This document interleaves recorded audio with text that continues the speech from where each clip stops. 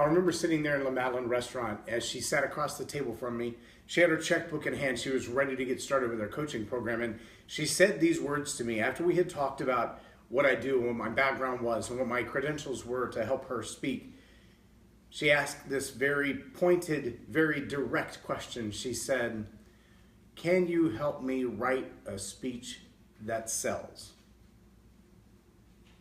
And I kind of sat back in my chair for a minute, and as I realized exactly what the depth of the question was, it struck me that this probably wasn't going to be the right relationship for a speaking coach. At the time, I was working with a couple of pastors, and with one of them just fine-tuning some messages and delivery styles, with another terrified to speak in front of the public at all, but was a great administrator and a great Bible teacher and a great writer and communicator, but really nervous to get up in front of the crowd for fear of forgetting the notes or forgetting what the plan was to speak to begin with. And so as I sat here kind of meditating in my mind in the next couple of minutes, how do I respond to the question, will you help me write a speech that sells? Well, fast forward, and just this last weekend, I actually saw a post on Facebook. I believe it was Facebook. It might have been LinkedIn. If you posted this, please take credit in the comments below, because I don't want to steal your credit, and I don't remember who the original author was. I just know that the quote was the answer to her question, will you help me write a speech that sells? The quote was this: some people speak because they genuinely have something to say. And some people speak because they have to say something. Some people speak because they genuinely have something to say, and some people speak because they just have to say something. I want you to think about that for a minute. And how many times have you encountered someone who feels like it's their obligation to talk at every opportunity? Every time the lights are on, the mic is on, they've got to take the stage. Or every time there's a group meeting, it doesn't matter what the conversation is, they've got to chime in. They have to say something. Not because they genuinely have something to say that's of great value. Not because anything they are going to say is life-changing. But because they, on their own level of importance, can't not talk. Now, as a speech coach, as a consultant, as a leadership coach, I have encountered a lot of people like that. Working the circuit with Toastmasters and attending some of the NSA meetings and attending church meetings and board meetings and ministry meetings. And I'm an advisor on several small ministries on their advisory boards on the area of communication. And I can't tell you how many meetings I've been in where there are people who really don't have anything that's of great value to add. They don't have anything of tremendous value to say, but their conversation never stops. They're always yakking about something. The challenge with that is that they don't leave room for those who might be a little timid and really have something of value to say. My wife and I, many years ago, did pre-marriage counseling. They called it pre-marriage counseling. It was more of just a teaching. But it was the two of us together with a bride and a groom-to-be, an engaged couple, and we would sit down for 6 weeks and work through a very particular curriculum with them. And as we would do that, I would tell all of them on day one of the very first session that we got together, listen, we're going to spend an hour to 90 minutes together every week until we're done with this program. But my wife is a very, very bashful person. She's very thoughtful, very intelligent, well-educated, understands exactly what it is that she has to say, but she's terrified to say whatever it is. As a result of that, over the course of the next 6 weeks, she might say 24 words. But let me promise you this. The pain that she's going to put herself through to say those words will include red spots on her chest, red spots around her ears. She might even be crying. Her hands will be shaking. Her hands will be clammy. She will be terrified, even with just the four of us in this room. And if she is willing to go to that much trouble, against that much internal pressure, against that much personal fear, you better not let those words get away. She won't share something with you just because she needs to talk, But whatever she has to say is going to be absolutely imperative that you get it.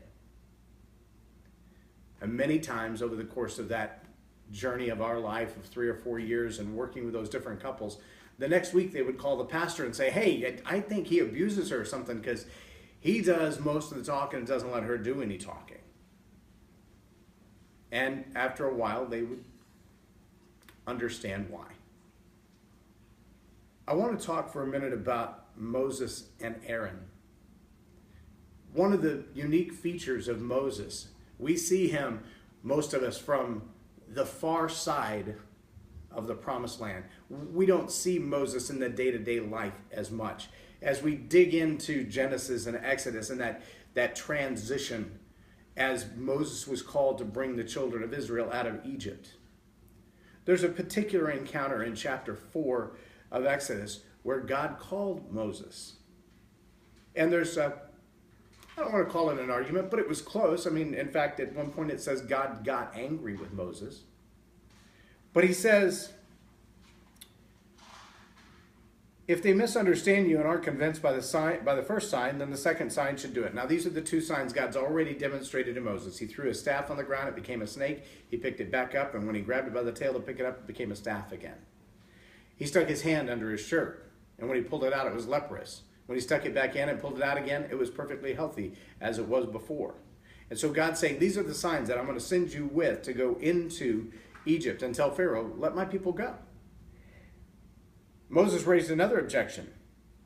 So this is the heart of a person who has an assignment to do work from God, who has something genuinely that they're supposed to be saying, a message deep in their heart that resonates with the kingdom of God, but also has the trepidation to say, I don't want to be the one seeking the limelight. I'm not trying to get all the attention. I just want what's right to be done.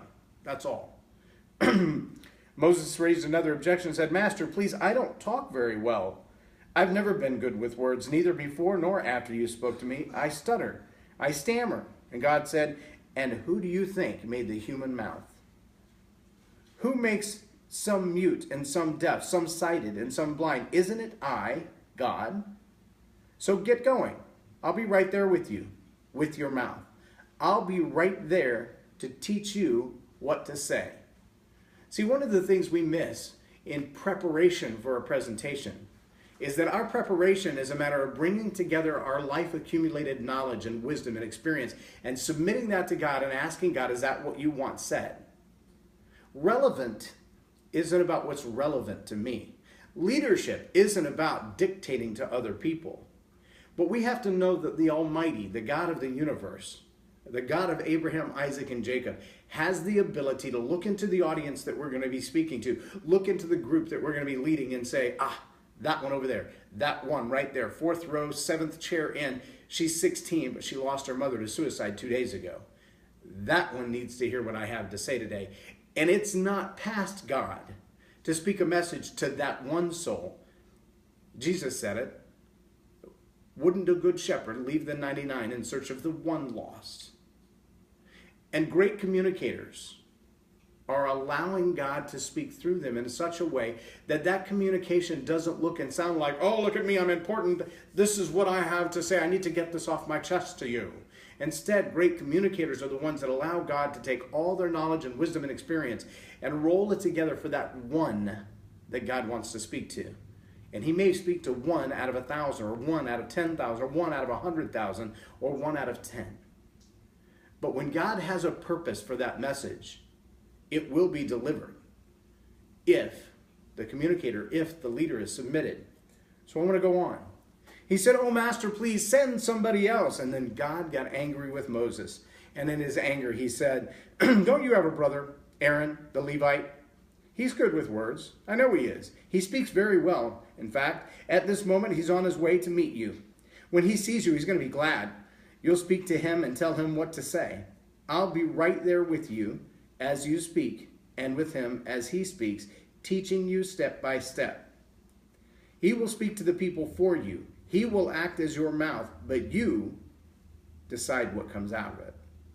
Now take the staff in your hand and use it to do the signs. Moses went back to Jethro, his father-in-law, and said, I need to return to my relatives in Egypt. I want to see if they're all still alive. So God begins this journey with Moses and Aaron, sending them into Egypt. God said to Moses, when you get back to Egypt, be prepared. All the wonders that I will do through you, you'll do before Pharaoh. Now, how many of you have ever asked the question, will there ever be a time that I as a leader, that I as a communicator, will actually be in front of kings, in front of important people, with VIPs and dignitaries? And right here, he says, when you get back to Egypt, be prepared. Be prepared. John Maxwell says it all the time. Luck is the intersection between opportunity and preparedness. Moses was being told, be prepared. I'm about to send you to meet with Pharaoh. I'm going to make a way for you to walk right in and speak to Pharaoh. And you better be prepared. But I will make him stubborn, so he will refuse to let my people go. You are to tell Pharaoh God's message. Israel is my son, my firstborn. I told you, free my son so that he can serve you. But you refused to free him, so now I'm going to kill your firstborn son. Now, I don't know how long it's been since you studied the plagues of Egypt. But as we go through the whole process of the plagues, and every time Moses would say something and perform a sign or a wonder to impress them, to let them know the God of Israel is speaking to you, the magicians would do the same thing. They turned the water to blood. They turned their staffs to snakes. They had the lepers. All of that. It was like a setup. Here's the most important part of the setup. God knew the end from the beginning, just like he does with your life. He knows who you're going to lead, who you're going to speak to. And he called Aaron. He called Aaron, who is the subject of our leadership lesson today.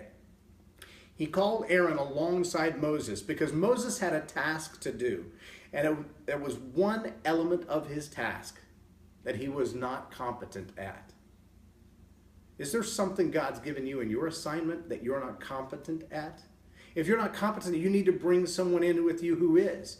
I remember being hired for a job, it's been over 20 or close to 20 years ago now. When I was hired for a job, the guy that hired me, I said, why are you hiring me for this role? He said, well, I'm smart enough to know that I don't know everything.